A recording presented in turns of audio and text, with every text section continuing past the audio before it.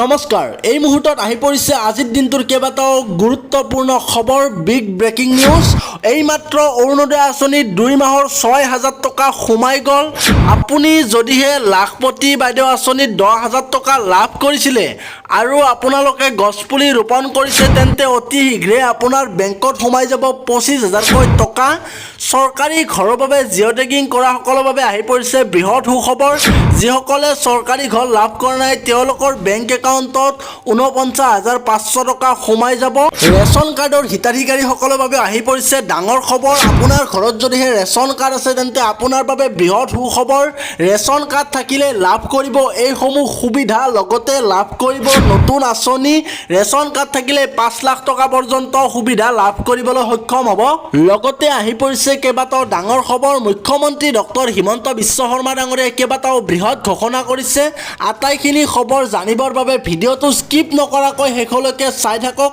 আৰু চেনেলটো সাবস্ক্ৰাইব কৰি ৰাখিব যাতে সদায় এই ধৰণৰ খবৰসমূহ পাব পাৰে এটা পৰিয়ালক আমি কি সহায় কৰিলে পৰিয়ালটো দৰিদ্ৰতাৰ পৰা আঁতৰি আহিব পাৰে প্ৰথম ঘৰখন চলিবৰ বাবে আমাৰ অন্ন লাগিব অৰ্থাৎ আমাক খাদ্য লাগিব অন্ন মানে আমি কি বুজো সাধাৰণ অৰ্থত দালি চেনি নিমখ তেল চাউল এতিয়ালৈকে আমি কি দি আছো আপোনালোকক মোদী ডাঙৰীয়াই চাউল বিনামূলীয়াকৈ দি আছে আৰু আমি আপোনালোকক 100 টকাত 1 কেজি দালি 1 কেজি চেনি আৰু 1 কেজি নিমখ দি আছো মোৰ মনটো ইয়াত সন্তুষ্ট হোৱা নাই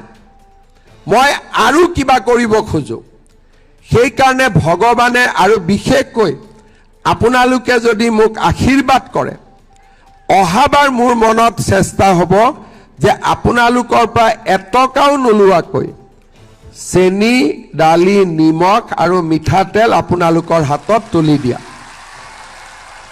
ভাল হ'বনে বেয়া হ'ব সঁচাই ভাল হ'ব তাৰ লগতে ফটক কৰি নহয় লাহেকৈ নহলে কোনবাই ক'ব মামা কৈছিলে কৰা নাই অলপ পিছলৈকে মই আপোনালোকক আধা কেজি চাহপাতো তুলি দিব খোজো কিন্তু অলপ পিছলৈকে সোনকালে নহয়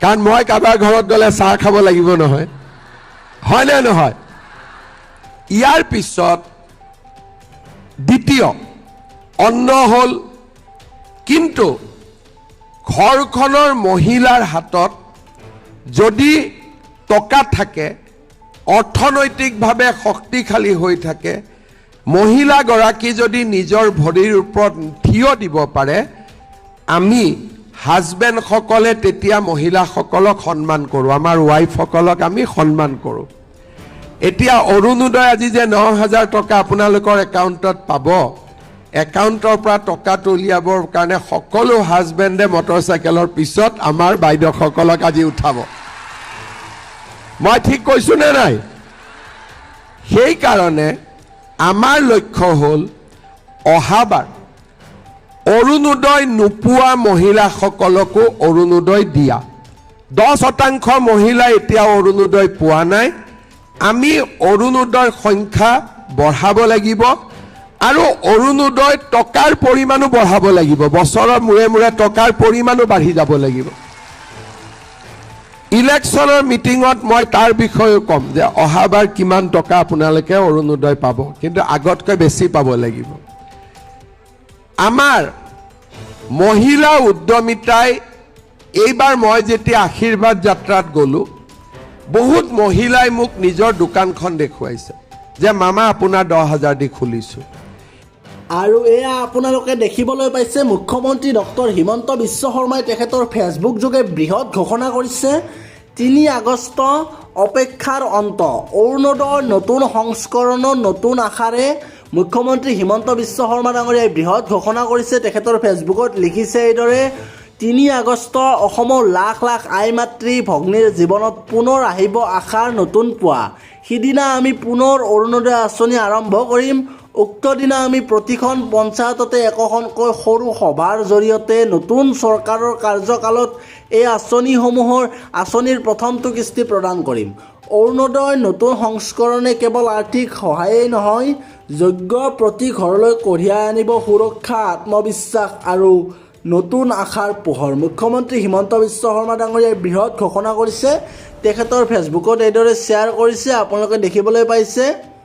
আগষ্ট সোমবাৰ, মনত ৰাখিব এই দিনটো ৩ আগষ্ট সোমবাৰ। লাখ লাখ মহিলাই মনত ৰাখক ৩ আগষ্ট তাৰিখটো। লাখ লাখ মহিলাৰ বেংক একাউণ্টত সোমাই যাব অৰুণোদয় ধন আৰু ৩ আগষ্টতে লাখ লাখ মহিলাৰ বেংক একাউণ্টত সোমাব ধন। আপোনালোকে মনত ৰাখিব ৩ আগষ্ট সোমবাৰ ৩,০০০ নে ১২৫০ টকা, ইয়াক লৈ আগ্ৰহী হৈ আছে অৰুণোদয় হিতাধিকাৰীসকল। ৩ আগষ্টত প্ৰতিটো পঞ্চায়তত এখনকৈ সৰু সভা অনুষ্ঠিত কৰা হ'ব। এই গাঁও পঞ্চায়তৰ সভাতেই মহিলাৰ একাউণ্টত সোমাব অৰুণোদয় আঁচনিৰ ধন। আপোনালোকে মনত ৰাখিব ৩ আগষ্ট তাৰিখটো ৩ আগষ্ট সোমবাৰ আৰু সেইদিনাই অৰুণোদয় হিতাধিকাৰীসকলৰ বাবে আহি পৰিছে বৃহৎ সুখবৰ। লাখ লাখ মহিলাই মনত ৰাখক এই ৩ আগষ্ট তাৰিখটো, কাৰণ ৩ আগষ্টতে সোমাব অৰুণোদয় আঁচনিৰ ধন আৰু অৰুণোদয় আঁচনি ১২৫০ টকা সোমাব নে ৩,০০০ টকা সোমাব, তাক লৈ এতিয়া সকলোৱে আগ্ৰহী হৈ আছে। হিতাধিকাৰীসকল আগ্ৰহী হৈ আছে, তেওঁলোকৰ বেংক একাউণ্টত ৩,০০০ টকা সোমাব নে ১২৫০ টকা সোমাব, এই কথাটো জানিবলৈ অধীৰ আগ্ৰহেৰে বাট চাই আছে। ৩ আগষ্টত প্ৰতিখন পঞ্চায়ততে একোখনকৈ সৰু সভা অনুষ্ঠিত হ'ব আৰু এই সভাতেই মহিলাৰ একাউণ্টত সোমাব অৰুণোদয় আঁচনিৰ ধন। ৩ আগষ্ট সোমবাৰে সোমাই যাব অৰুণোদয় আঁচনিৰ ধন। এতিয়া আচল কথাটো হ'ল ৩,০০০ টকা সোমাব নে ১২৫০ টকা সোমাব, এইটো মূল প্ৰশ্ন হিতাধিকাৰীসকলৰ।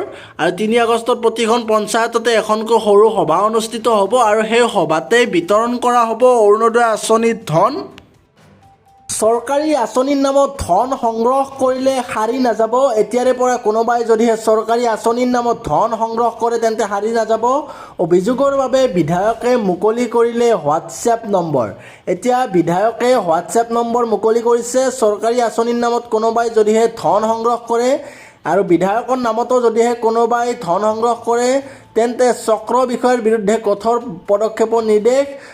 বিধায়কৰ নামত কৰিব নোৱাৰিব ধন দাবী আৰু বিধায়কৰ নামত ধন দাবী কৰিলে এতিয়াৰে পৰা বিপদত পৰিব লাগিব। দুৰ্নীতি ৰোধ কৰিবলৈ বিধায়কৰ অভিনৱ পদক্ষেপ আৰু এই পদক্ষেপ গ্ৰহণ কৰিছে বিধায়কে। বিধায়কৰ নামত ধন সংগ্ৰহ কৰিলেও চক্ৰ বিষয়ৰ বিৰুদ্ধে কৰা হ'ব ব্যৱস্থা গ্ৰহণ।